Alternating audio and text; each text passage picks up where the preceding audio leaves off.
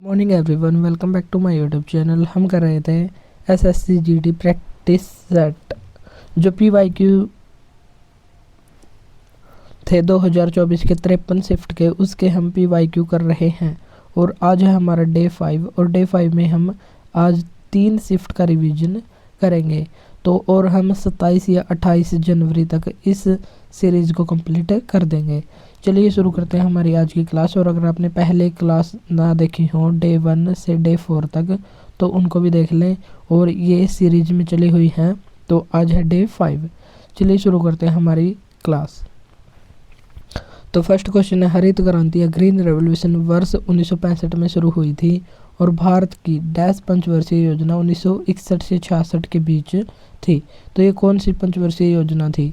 तो ये थी तीसरी पंचवर्षीय योजना।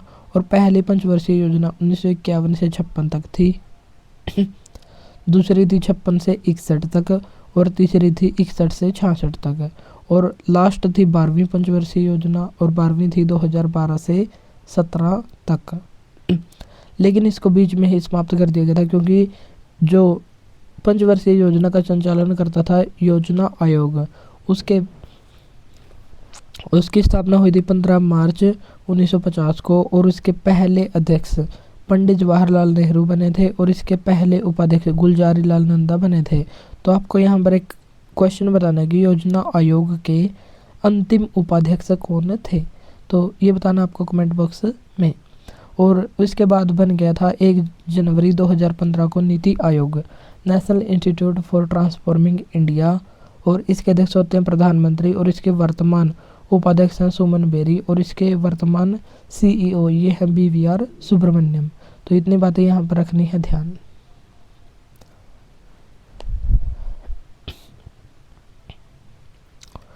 नेक्स्ट सेकंड क्वेश्चन, आधुनिक आवर्त सारणी में तत्वों को कितने ऊर्ध्वाधर स्तंभों में व्यवस्थित किया गया है जिसे समूह कहा जाता है, और कितने क्षैतिज पंक्तियों में व्यवस्थित किया गया है जिन्हें आवर्त कहा जाता है। तो समूह कितने हैं? समूह है 18 और आवर्त हैं 7। और ये आधुनिक आवर्त सारणी मोजले के द्वारा दी गई थी। भारत की 2011 की जनगणना के अनुसार प्रारंभिक बाल्यावस्था यानी कि 0 से 6 वर्ष का लिंग अनुपात क्या था प्रति 1000 पुरुषों पर महिलाएं? तो ये थी 918। राष्ट्रीय स्तर पर स्वतंत्रता दिवस दिल्ली के कहाँ पर मनाया जाता है? तो ये दिल्ली के लाल किले में मनाया जाता है। और स्वतंत्रता दिवस पर दिल्ली के लाल किले में ध्वजारोहण प्रधानमंत्री करते हैं। और 26 जनवरी में ध्वज को फहराते हैं राष्ट्रपति, जो इंडिया गेट पर फहराते हैं। और यहाँ पर है गेटवे ऑफ इंडिया। तो गेटवे ऑफ इंडिया है मुंबई में, ताजमहल ये आगरा में है, लाल किला, एक लाल किला है दिल्ली में और एक है आगरा में। तो आगरा का किला जो 1565 में अकबर ने बनवाया था, और इसको यूनेस्को हेरिटेज साइट में कब शामिल किया गया था ये बताना आपको कमेंट बॉक्स में। और इंडिया गेट दिल्ली में ही स्थित है। 2023 में निम्न में से किस राज्य सरकार ने स्वतंत्रता दिवस के अवसर पर मुख्यमंत्री निःशुल्क अन्नपूर्णा खाद्य पैकेट योजना की शुरुआत की थी? तो ये की थी राजस्थान ने। और राजस्थान के वर्तमान मुख्यमंत्री का नाम बताना आपको कमेंट बॉक्स में। केरल में 2 क्लासिकल डांस संबंधित है, कथकली और मोहिनी अट्टम। और यहीं पर और भी फेस्टिवल मनाए जाते हैं, जैसे त्रिशूरपुरम फेस्टिवल, ओणम फेस्टिवल 10 दिन मनाया जाता है, जिसका पहला दिन होता है अथम और अंतिम दिन होता है थिरुओणम। और महाराष्ट्र में तमाशालेजिम इत्यादि डांस होते हैं। और उत्तर प्रदेश में होता है चरकुला नृत्य। नेक्स्ट 6th क्वेश्चन, हरित क्रांति के संबंध में कौन सा कथन सही है? तो हरित क्रांति ने भारत को खाद्यान्न उत्पादन में आत्मनिर्भर बनाया, बिल्कुल सही है। हरित क्रांति के बाद रासायनिक उर्वरकों के प्रयोग में कमी आई, तो ये पॉइंट यहाँ पर गलत है, क्योंकि रासायनिक उर्वरकों का प्रयोग बढ़ गया था। तो कमी नहीं आई बल्कि बढ़ गया था। तो यहाँ पर केवल एक ही कथन सही होगा। निम्न में से किसे 30 जनवरी 2023 को भारतीय वायुसेना का नया उप प्रमुख नियुक्त किया गया है? तो उस समय नियुक्त किया गया था अमरप्रीत सिंह को। तो उस समय और वर्तमान में कौन है? तो ये बताना आपको कमेंट बॉक्स में। विवेक राम चौधरी ये नेवी के अध्यक्ष थे, लेकिन वर्तमान में ये चेंज हो चुके हैं और वर्तमान में है दिनेश कुमार त्रिपाठी। और उपेंद्र द्विवेदी ये आर्मी के अध्यक्ष हैं। और एयरफोर्स के अध्यक्ष और उपाध्यक्ष ये कौन कौन है, तो ये बताना आपको कमेंट बॉक्स में। निम्नलिखित समाज सुधारकों में से किसने आत्म सम्मान आंदोलन को शुरू किया था, तो आत्म सम्मान आंदोलन को शुरू किया था पेरियार ने, जो केरल राज्य से संबंधित थे। और इन्हीं के नाम पर पेरियार नेशनल पार्क भी स्थित है। नेक्स्ट क्वेश्चन है 9वां क्वेश्चन, एटीएम बूथ आर्थिक गतिविधि के निम्न में से किस क्षेत्र के अंतर्गत आता है, तो ये आता है तृतीयक क्षेत्र। जो प्राथमिक क्षेत्र होता है उसमें कृषि संबंधित होते हैं, जो कृषि से संबंधित हो, और जो विनिर्माण से संबंधित हो उसे कहते हैं द्वितीयक क्षेत्र। जो सेवा से संबंधित हो जैसे बैंकिंग, और एटीएम बूथ बैंकिंग के अंतर्गत ही आता है, तो ये तृतीयक क्षेत्र में शामिल हो जाएगा। और इसमें और भी होते हैं परिवहन, बैंकिंग, हॉस्पिटल, जितने भी सेवा क्षेत्र होते हैं तो वे सभी तृतीयक क्षेत्र में ही शामिल होते हैं। टिप्पणी नृत्य का संबंध किस राज्य से है, तो टिप्पणी का संबंध है गुजरात से, और गुजरात में गरबा, डांडिया ये भी होते हैं। कर्नाटक में होता है करगा, बोलक और यक्षगान, तो ये सभी होते हैं। आंध्र प्रदेश में होता है कुचिपुड़ी और फ्लेमिंगो फेस्टिवल, और उत्तर प्रदेश में होता है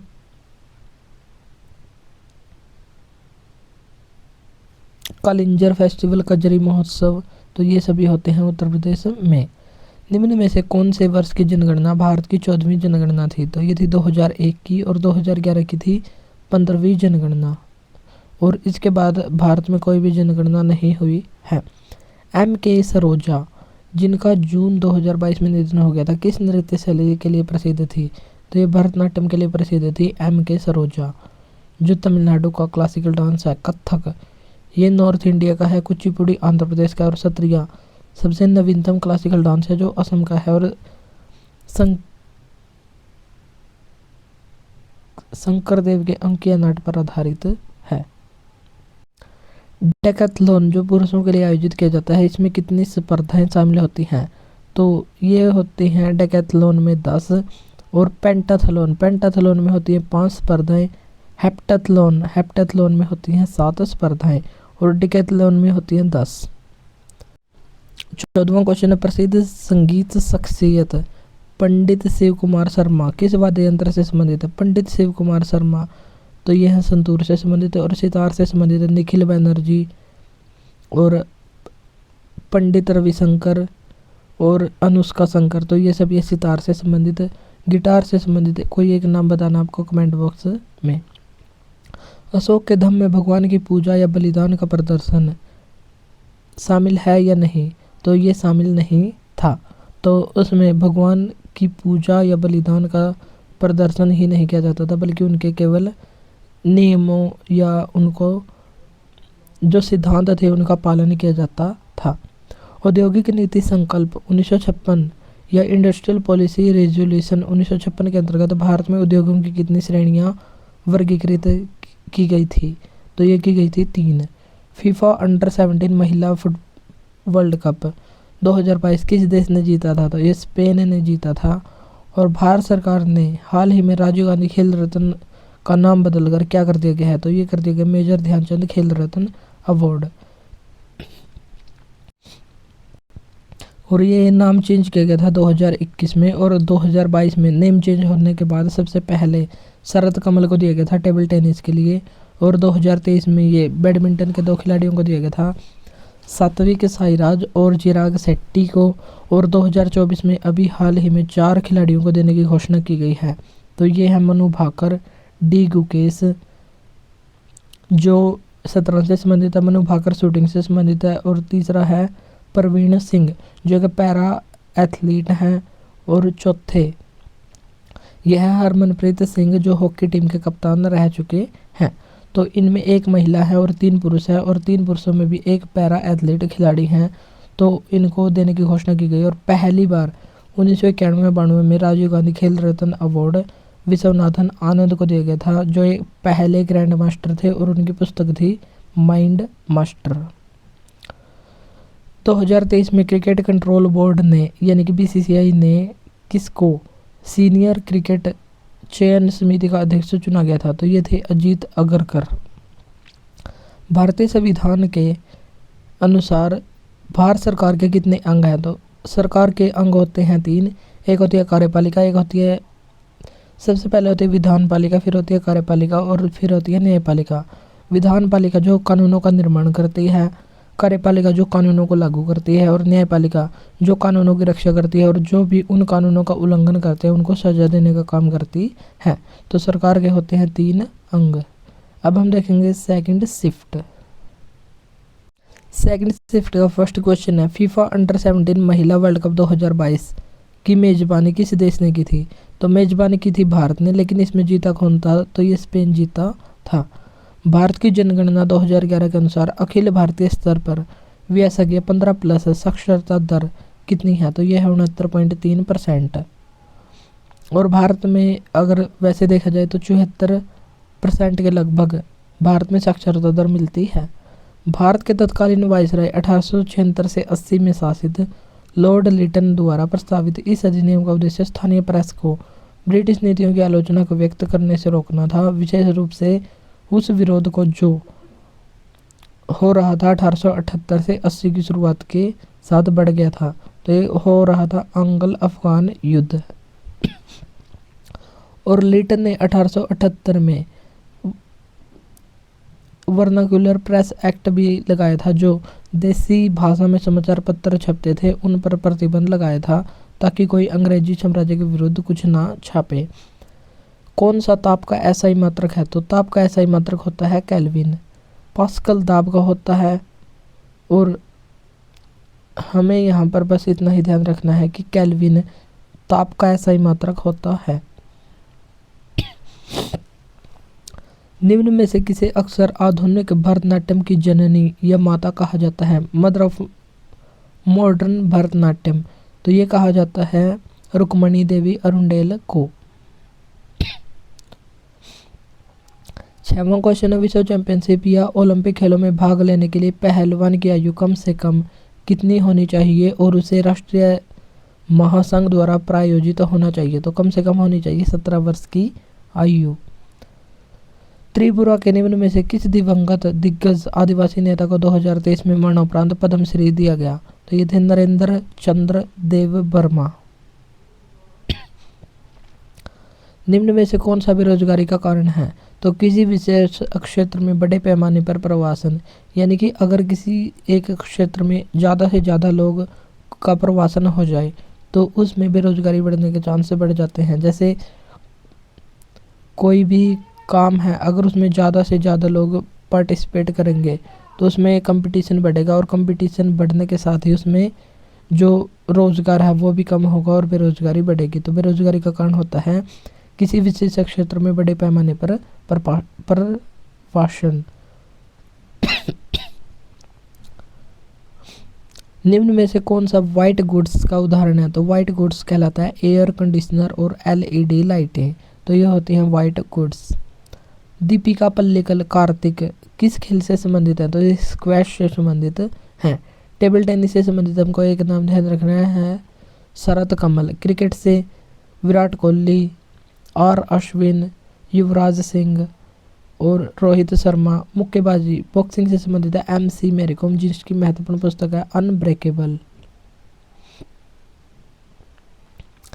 अगस्त 2023 में ग्रीस के राष्ट्रपति के द्वारा grand cross of the order of honour से सम्मानित किसे किया गया है? तो ये नरेंद्र मोदी को सम्मानित किया गया, जो भारत के प्रधानमंत्री हैं। और इनको अभी हाल ही में 18 देशों का सर्वोच्च सम्मान मिल चुका है। तो इन सभी देशों का नाम हमको रखना है ध्यान, जिसमें मिस्र, ईरान, ये महत्वपूर्ण देश हैं। भारतीय संविधान के अनुच्छेद 126 में क्या बताया गया है? तो भारत के कार्यकारी मुख्य न्यायाधीश की नियुक्ति के बारे में बताया गया है। अनुच्छेद 124 इसमें सुप्रीम कोर्ट के न्यायाधीशों की नियुक्ति, उनके वेतन भत्तों के बारे में बताया गया है। अनुच्छेद 129 इसमें बताया गया कि सुप्रीम कोर्ट का अभिलेख न्यायालय है। तो उच्चतम न्यायालय अभिलेख न्यायालय ये 129 में बताया गया है। निम्न में से किस वर्ष नाबार्ड ने मर्यादा को एक्शन एक्शन रिसर्च प्रोजेक्ट के लिए मंजूरी दी थी? तो ये 1987 में दी थी। और नाबार्ड की स्थापना 12 जुलाई 1982 को हुई थी शिवरमन समिति की सिफारिश पर। और इसके वर्तमान अध्यक्ष हैं साजी केवी या केवी साजी, इसके वर्तमान अध्यक्ष हैं।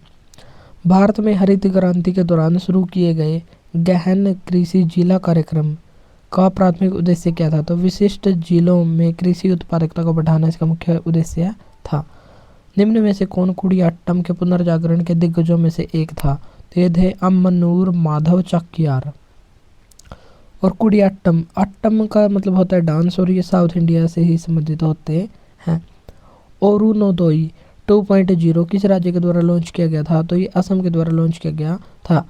और असम में ही निजुत मोइना योजना को भी शुरू किया गया था बाल विवाह को रोकने के लिए।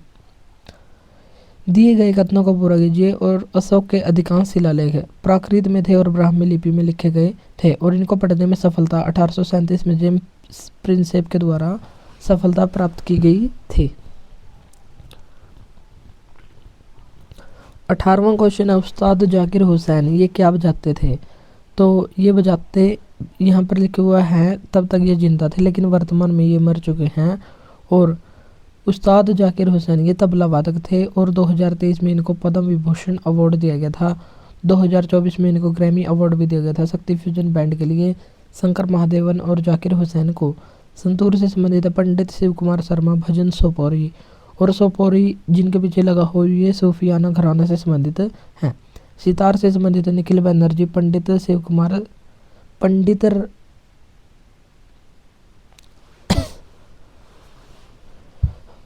तो सितार से संबंधित आपको बताने हैं 2-4 नाम जो हमने बार बार रिवाइज किए हुए हैं।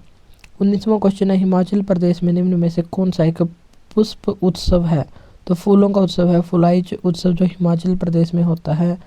मई 2022 में निम्न में से क्या भारतीय संविधान के अनुच्छेद 19 का हिस्सा नहीं है?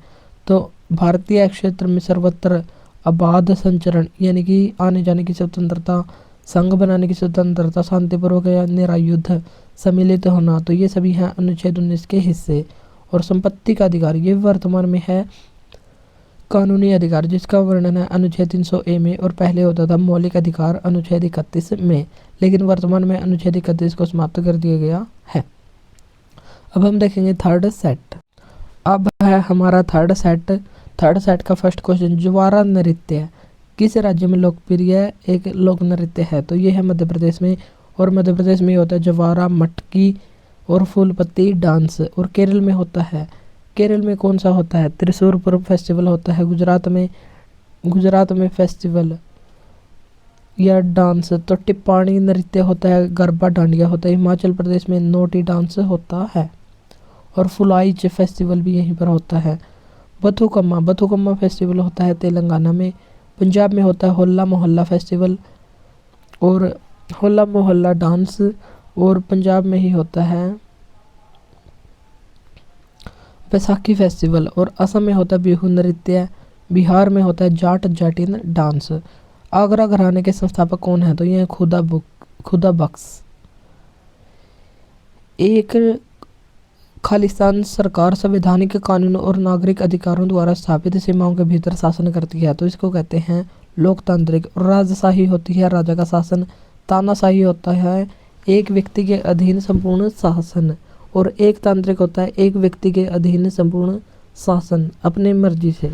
और भारतीय बैंकिंग के अंतर्गत पद CRR का पूर्ण रूप क्या है? तो CRR होता है कैश रिजर्व रेशियो। 6वां क्वेश्चन है, तीसरी योजना की विफलता यानी रुपए के अवमूल्यन निर्यात को बढ़ावा देने के साथ साथ मुद्रास्फीति की मंदी के कारण चौथी पंचवर्षीय योजना को स्थगित कर दिया गया, और इसलिए इसके स्थान पर क्या लाया गया था? 3 वार्षिक योजनाएं लाई गई थी। द फिलोसफी ऑफ द बम्ब पुस्तक किसने लिखी है? तो ये लिखी भगवती चरण वोहरा के द्वारा। भगत सिंह ने लिखी है मैं नास्तिक क्यों हूँ।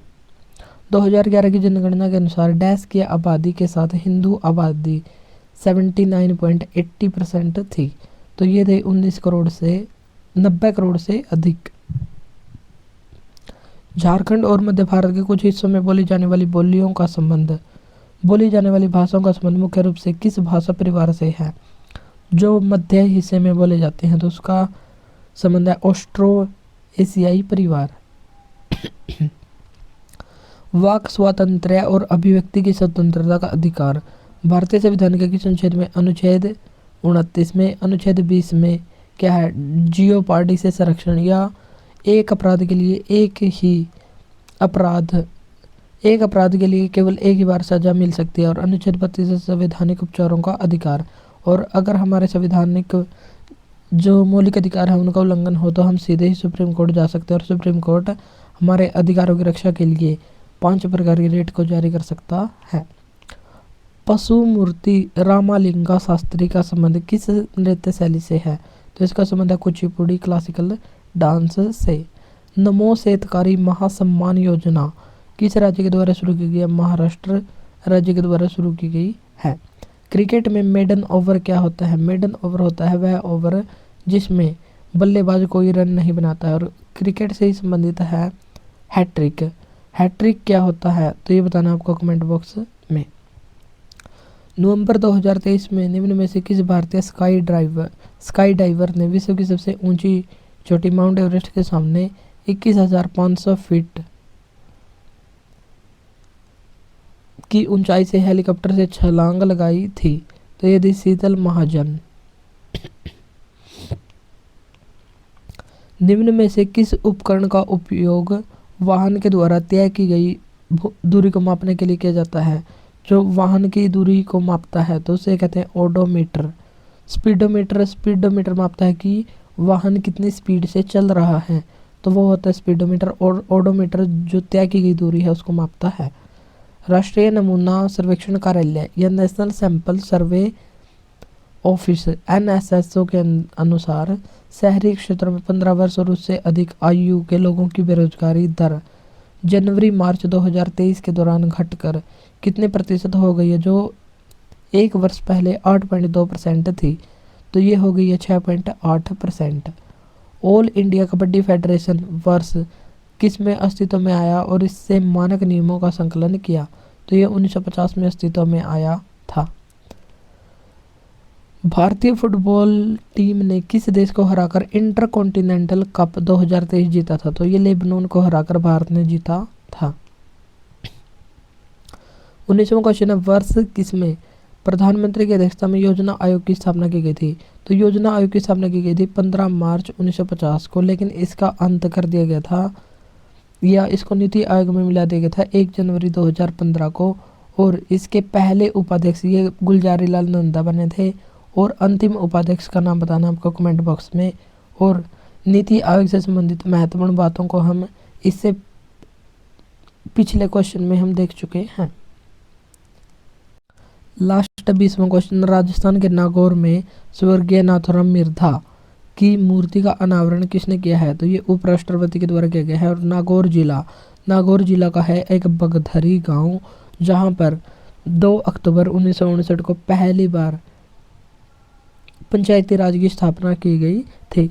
और भारत में पंचायती राज की स्थापना करने वाला दूसरा राज्य कौन सा था? तो दूसरा बताना आपको कमेंट बॉक्स में। और पहला था राजस्थान। और भारत में पंचायती राज को संवैधानिक दर्जा 73वें संविधान संशोधन 1992 के द्वारा दिया गया। और ये 24 अप्रैल 1993 को लागू हुआ था। इसलिए 24 अप्रैल को 2010 में मनमोहन सिंह के द्वारा पंचायती राज दिवस मनाने की घोषणा की गई। लेकिन पहली बार 2011 में राष्ट्रीय पंचायती राज दिवस मनाया गया था। तो इतनी बातें हमको रखनी है ध्यान। और आज क्या है, 3 प्रैक्टिस सेट का रिवीजन। तो अब हम डेली 3 प्रैक्टिस सेट या जो PYQ सेट हैं उनका रिवीजन करेंगे, ताकि 27 या 28 जनवरी तक हमारे ये सभी सेट कंप्लीट हो जाए। तो आज के लिए इतना ही, मिलते हैं नेक्स्ट वीडियो में। Thank you.